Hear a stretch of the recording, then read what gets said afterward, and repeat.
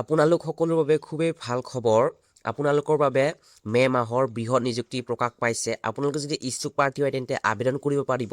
এই পোষ্টত আপোনালোকে আবেদন কৰিবলৈ হ'লে আপোনালোকৰ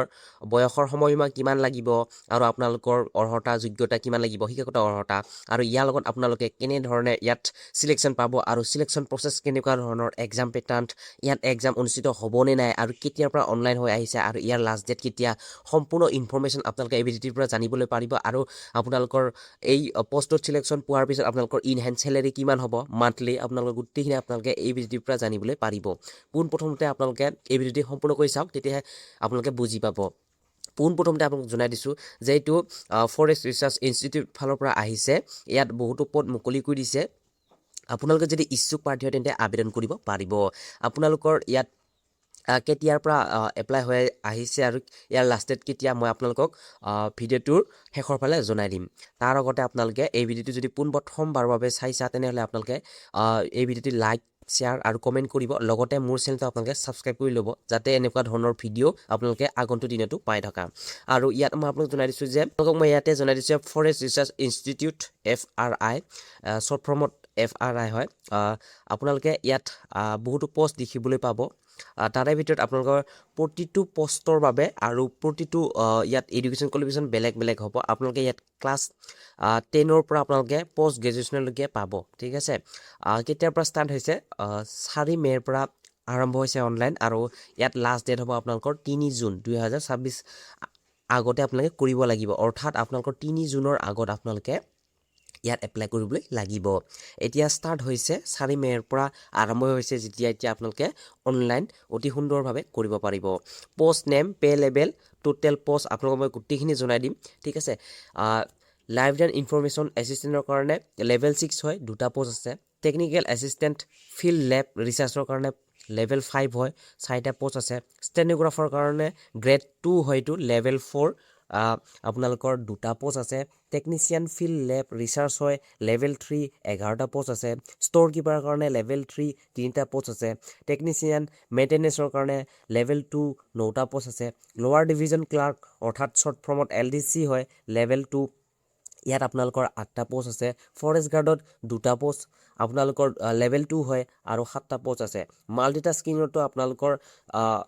শ্বৰ্ট ফৰ্মত MTS এই পোষ্টটোৰ বাবে বহুতে অপেক্ষা কৰি থাকে ইয়াত পোষ্টটো বেছিকৈ দিয়া আছে লেভেল 1 হয় আৰু 45 ভেকেঞ্চি আছে টোটেল 91 ভেকেঞ্চি হয় আপোনালোকৰ টোটেল ইয়াত 91 ভেকেঞ্চি দিয়া আছে আপোনালোকক মই কৈছোৱে যে এই পোষ্ট কেইটাত আটাইতকৈ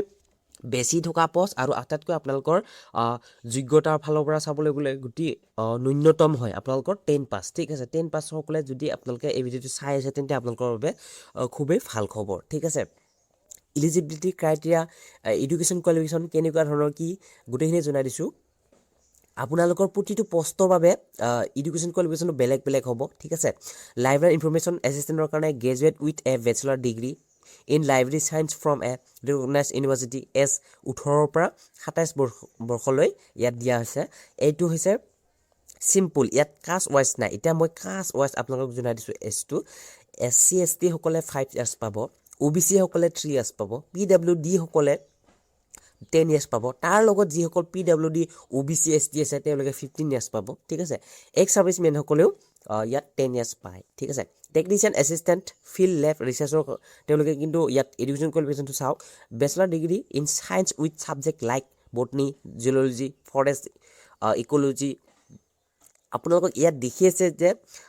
বায়'টেকনলজি ইয়াত লাগিব জেনেটিক্স লাগিব মাইক্ৰ'বায়'লজি লাগিব জিঅ'লজি লাগিব আৰু বায়'কেমিষ্ট্ৰি আপোনালোকে এইকেইটাত যদি আপোনালোকৰ এডুকেশ্যন কোৱালিফিকেশ্যন আছে তেন্তে আপোনালোকে এই টেকনিচিয়ান এছিষ্টেণ্টত পাৰিব যদিও বা আপোনালোকৰ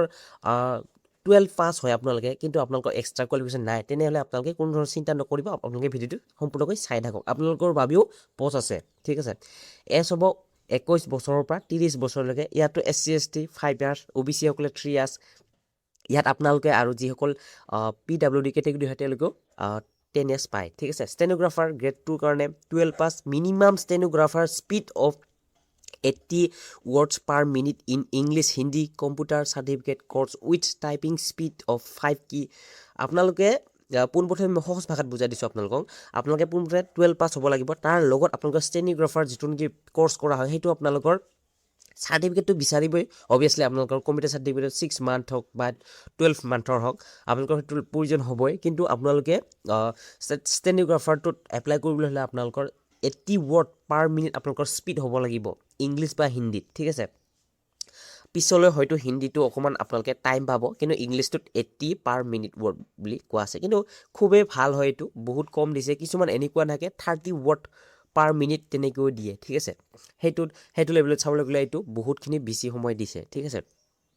ইয়াত এছৰ লিমিটটো চাবলৈ গ'লে 18 পৰা 27 বছৰলৈকে আৰু ইয়াত আপোনালোকৰ SC/ST গোটেইখিনি পাবই মই ৰিলেক্সেশ্যনটো বাৰে কৈ নাথাকোঁ কাৰণ প্ৰতিটো পোষ্টত আপোনালোকে ৰিলেক্সেশ্যন পাবই এছৰ ক্ষেত্ৰত ঠিক আছে কোনো চিন্তা নকৰিব আপোনালোকে এছৰ ক্ষেত্ৰত আপোনালোকে ৰিলেক্সেশ্যন পাব যিসকল পাবলগীয়া কেটেগৰী আছে টেকনিচিয়ান ফিল্ড লেব ৰিচাৰ্চৰ 10+2 ইন চায়েন্স উইথ আপোনালোকৰ এটলিষ্ট ঠিক আছে 60% পাব লাগিব মাৰ্কছটো ইয়াত আপোনালোকে এটলিষ্ট 60% মাৰ্কছ পাব লাগিব তেতিয়াহে আপোনালোকে এই পোষ্টত আবেদন কৰিবলৈ পাৰিব ইয়াত এজ লিমিট 18 পৰা 30 বছৰলৈকে ইয়াত SC/ST মই ক'লোৱে বাৰে কৈ নাথাকোঁ সকলোৱে ইয়াত এছ ৰিলেক্সেশ্যন পাব ঠিক আছে ষ্ট'ৰ কিপাৰসকলে 12 pass from a recognise board store কিপাৰৰ কাৰণে 12 পাছ লাগিব আৰু আপোনালোকৰ 12 পাছটো ৰিকগনাইজ বৰ্ডৰ ফালৰ পৰা যদি আপোনালোকে পাছ হৈছে তেনেহ'লে আপোনালোকে পাৰিব ঠিক আছে ইয়াত চিম্পল 12 পাছ ইয়াত লাগিব আৰু ইয়াত কোনো ধৰণৰ এক্সট্ৰা ডিপ্ল'মা বা কোৱালিফিকেশ্যন বিচৰা নাই ঠিক আছে 18 পৰা 27 বছৰলৈকে তেওঁলোকে ইয়াত আবেদন কৰিবলৈ পাৰিব ইয়াতো SC/ST সকলে গোটেইখিনি ইয়াত এই চিলেকশ্যন পাব টেকনিচিয়ান মেইনটেনেন্সৰ কাৰণে matriculation plus ITI certificate or আপোনালোকৰ certificate course from a recognise institute in relevant trade age 18 পৰা 30 বছৰলৈকে ইয়াত পাৰিব ইয়াত ITI লাগিব ঠিক আছে আৰু আপোনালোকৰ ইয়াত ITIৰ প্ৰয়োজন হ'ব ঠিক আছে নেক্সট হৈছে লোৱাৰ ডিভিজন ক্লাৰ্ক LDC শ্বৰ্ট ফৰ্মত 12 পাছ লাগিব লগত টাইপিং স্পীডটো 35 word per minute in English or 30 word per minute in Hindi আপোনালোকৰ ইয়াত 12 পাছৰ লগত কম্পিউটাৰ চাৰ্টিফিকেট লাগিব তাৰ লগত আপোনালোকৰ স্পীডটো যিটো নেকি আপোনালোকৰ টাইপিং স্পীড পাৰ মিনিট 35 ইংলিছ আপোনালোকৰ ইংৰাজীত 30 আৰু হিন্দীত 35 লাগিব ঠিক আছে লগত আপোনালোকৰ ইয়াত এজ হ'ব 18 পৰা 27 বছৰলৈকে ফৰেষ্ট গাৰ্ডটোত আপোনালোকে 12 পাছ লাগিব ছায়েন্স লাগিব আৰু লগত আপোনালোকৰ ফিজিকেল ষ্টেণ্ডাৰ্ডো হ'ব ইয়াত ঠিক আছে এক্সট্ৰা হাইট তেনেকৈ থাকিব হাইট চেছ আৰু ৰানিংবিলাক থাকিব আপোনালোকৰ ঠিক আছে এজ 18 পৰা 27 বছৰলৈকে ইয়াত আছে লাষ্ট পষ্টটো হৈছে মাল্টিটাস্কিং ষ্টাফ MTS সাধাৰণভাৱে যদি আপোনালোকে 10 পাছ হৈছে তেন্তে এই পষ্টত আবেদন কৰিবলৈ পাৰিব 18 পৰা 27 বছৰলৈকে ইয়াত দিয়া আছে ইয়াত মই এজটো জনাই দিছোঁ SC/ST সকলে 5 ইয়াৰ্ছ ৰিলেক্সেশ্যন পাব OBC সকলে 3 ইয়াৰ্ছ PWD সকলে 10 ইয়াৰ্ছ ৰিলেক্সেশ্যন পাব কাৰণ এইটো পষ্ট বহুত এটা ভাল পষ্ট হয় আৰু সাধাৰণ যোগ্যতাৰ ফালৰ পৰা যদি চাবলৈ যাওঁ সাধাৰণ 10 পাছ সকলে ইয়াত আবেদন কৰিব পাৰে ঠিক আছে ইয়াত ফৰেষ্ট গাৰ্ড ফিজিকেল ষ্টেণ্ডাৰ্ডটো দিয়া আছে 25 কিলোমিটাৰ আপোনালোকে খোজকাঢ়ি যায় দাউৰি যায় আপোনালোকৰ কথা কিন্তু 4 ঘণ্টা আপোনালোকে কমপ্লিট কৰিব লাগিব আপোনালোকৰ হাইট মিনিমাম 165 চেণ্টিমিটাৰ হ'ব লাগিব আৰু লগত চেষ্টটো 79 চেণ্টিমিটাৰ হ'ব লাগিব উইথ এক্সপেনশ্যন 84 চেণ্টিমিটাৰ উইথ এক্সপেনশ্যন আপোনালোকে বুজিয়ে পাইছে এইখিনি আপোনালোকে প্ৰতিটো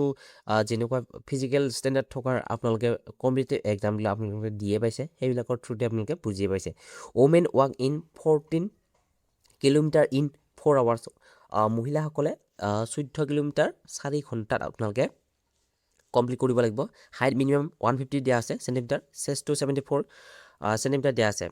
আৰু ইয়াত আপোনালোকৰ এক্সপেনশ্যন 79 থাকিব ঠিক আছে এজ লিমিটটো আপোনালোকক জনাই দিছোঁ 18 পৰা আপোনালোকে ইয়াত এই পোষ্টত আৰু আপোনালোকে 18 পৰা 30লৈকে ইয়াত আবেদন কৰিব পাৰিব ঠিক আছে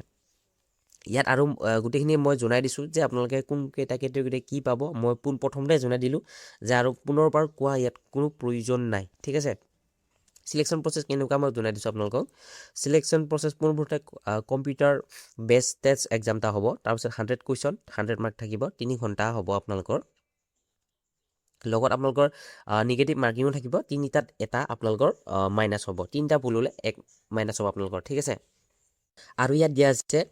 LDC forest guard steno store keeper library MTS where it is 4টাত এটা কাটা যাব ঠিক আছে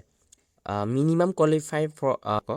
ভেৰি বাই কেটেগৰী প্ৰতিটো কেটেগৰীৰ কাৰণে কিমানখিনি আপোনালোকৰ কোৱালিফায়াৰ নেচাৰ হ'ব কিমানখিনি মাৰ্কত জেনেৰেল সকলে 50% পাব লাগিব EWS সকলে 50% OBC সকলে 40% SC সকলে 40% ST সকলে 40% PH 33% 45% পষ্টৰ লগত ইয়াত গুৰুত্ব প্ৰদান কৰিব ঠিক আছে আৰু ইয়াত আপোনালোকৰ ষ্টেজটোত কি থাকিব ডিছক্ৰিপটিভ পেপাৰ হ'ব এইটো ঠিক আছে এইটো আপোনালোকে চাই ল'ব ঠিক আছে গোটেই মই কৈ নাথাকোঁ আৰু তাৰপিছত স্কিল টেষ্ট হ'ব তাৰপিছত আপোনালোকৰ লাষ্ট আপোনালোকৰ ফাইনেল চিলেকশ্যন হ'ব ঠিক আছে এপ্লিকেশ্যন ফিজ কিমান হ'ব কি ইয়াত জনাই দিছোঁ জেনেৰেল OBC EWS মেলসকলে 1500 পে'মেণ্ট কৰিব লাগিব ঠিক আছে 800 আপোনালোকৰ এপ্লিকেবল ফি আৰু প্লাছ 700 প্ৰচেছিং ফি হয় ফিমেলসকলে ইয়াত ফিমেল আৰু SC ST PWD সকলে 700 পে'মেণ্ট কৰিব লাগিব যদি আপোনালোকে ভিডিঅ'টো ভাল পাইছে তেনেহ'লে লাইক কমেণ্ট শ্বেয়াৰ কৰিবলৈ একেবাৰে নাপাহৰিব আৰু যদি আপোনালোকে ADRE 3.0 বাবে যদি প্ৰিপেৰেশ্যন কৰিব বিচাৰে তেন্তে এই ভিডিঅ'ৰ ডিছক্ৰিপশ্যনত দিয়া আছে বুকৰ লিংক আপোনালোকে বাই নাও কৰি পঢ়িব পাৰে ধন্যবাদ